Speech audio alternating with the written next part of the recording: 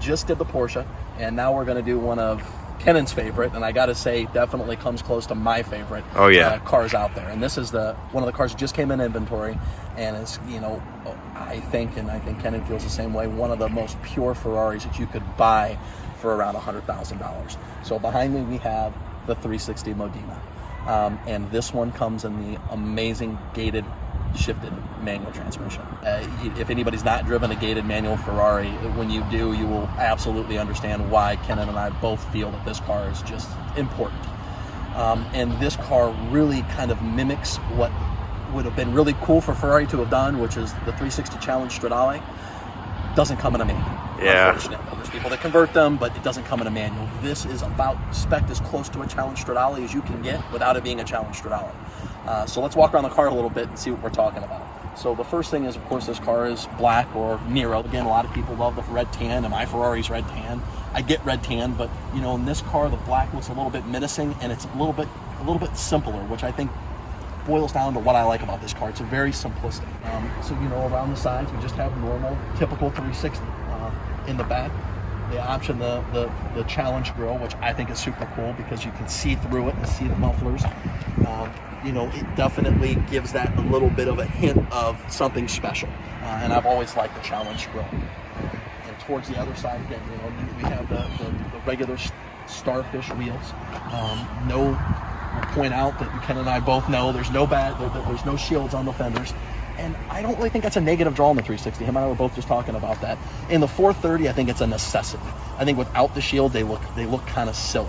With the 360s and 355s, I really think that the shields, it's not really big of a deal. It would be cool if it had them, but I don't really notice that they're gone. As far as my negative points of this vehicle, I would say the shields are probably in the negative point on the outside. Other than that, this car is just amazing. And again, this car is right around $100,000, $109,000, $110,000. Again, putting us into that price point where we've been kind of hovering around, $100,000 to $150,000. If I'm buying a car in that price point, where do I go?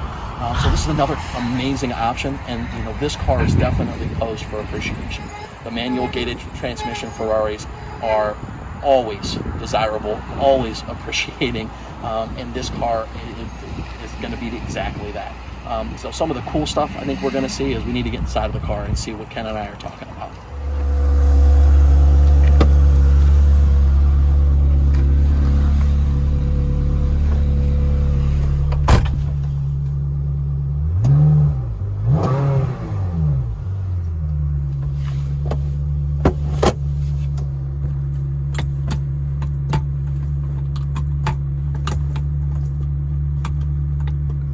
All right, so now we're inside of the car, where I think a lot of the most important things are that make this car, let's say, unique, but impressive.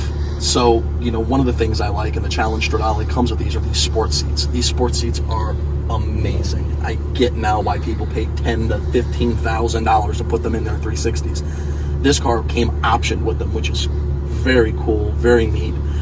And I fit in them. Again, I'm not a huge guy, I'm not a small guy, but sports seats usually kind of worry me when I see them in a car, because I always think, am I going to fit? Because, that's a problem. I fit in these sports seats, and they're just amazing. They're absolutely comfortable. They're not uncomfortable. The backs are adjustable. It's not like the 911 sports seats where they aren't adjustable backs. You can actually get comfortable inside of it. The next thing is, it, of course, has the fire extinguisher, which I think is just cool.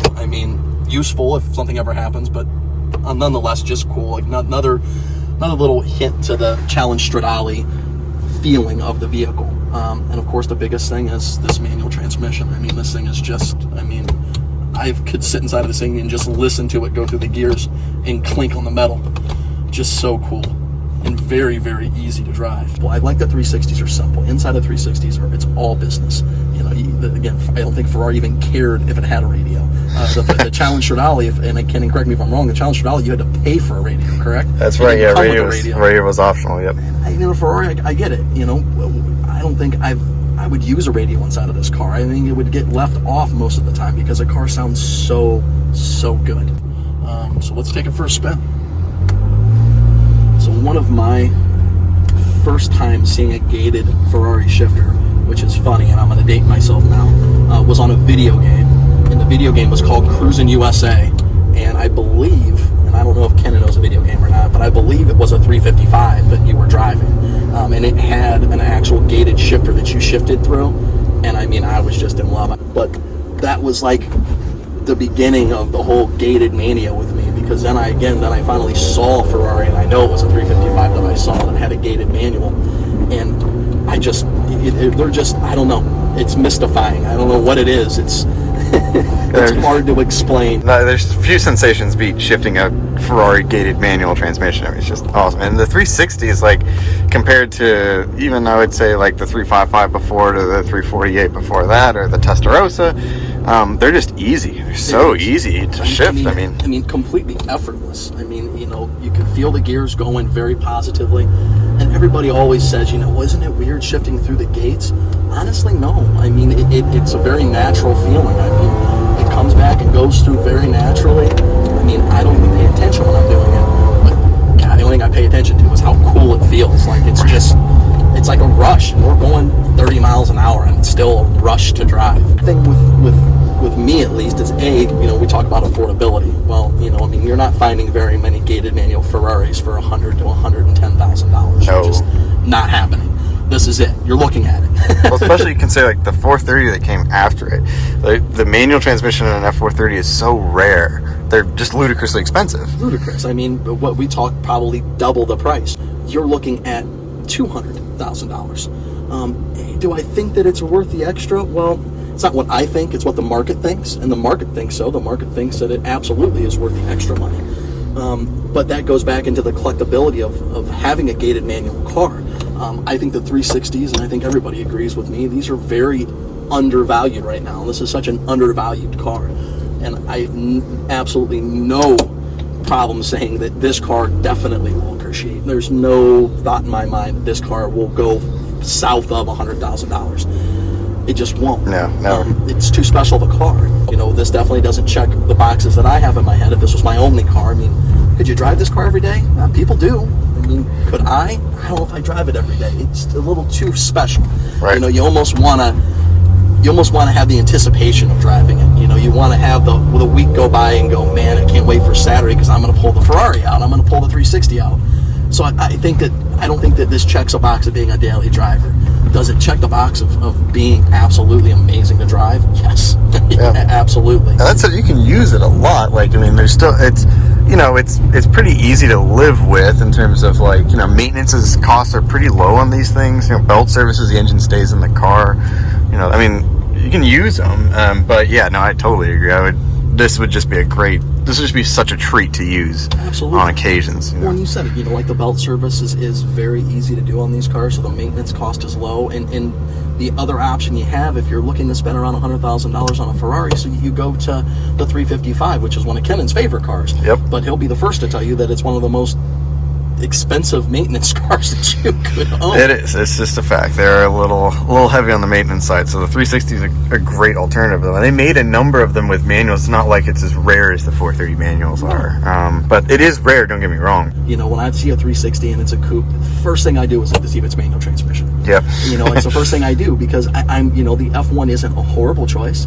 It's just that the manual transmission to me makes this a whole different car and a whole different driving experience. And to a lot of people, they don't get it. So once you've driven a gated manual, I think everybody gets it. You get it that it's almost a necessity for a purchase of a Ferrari, for me at least. You know, and again, when I'm looking in the price range of $100,000 to $150,000, and in that price range, if I'm looking at a Ferrari and I want a gated manual, you know, this is really where I want to be at. But you know, this car again is a little bit more usable than a 355. It's a little bit bigger. 2 people can fit inside of it. Again, I love the sports seats. The sports seats again are another option on this particular car that I think really make it impressive. And it's just, again, go back to very simple. The steering is very simple. It's tight. It's light on its feet at speed. You know, and you're getting into a car that isn't going to cost you a lot to own. And at the end of the game, let's say 2-3 years down the road, you know, cost of ownership of this vehicle is going to be very low due to the appreciation the vehicle could potentially have. And I really, again, feel that this is something that is going to appreciate. Gated manuals are going to appreciate in the future. So with that being said, if you guys have any questions, you know how to get a hold of me, Arthur the Car Guy on Instagram, ak@mgmsl.com if you want to email me, or get a hold of me through the dealership. And definitely we'll see what we have in store for you guys next video around.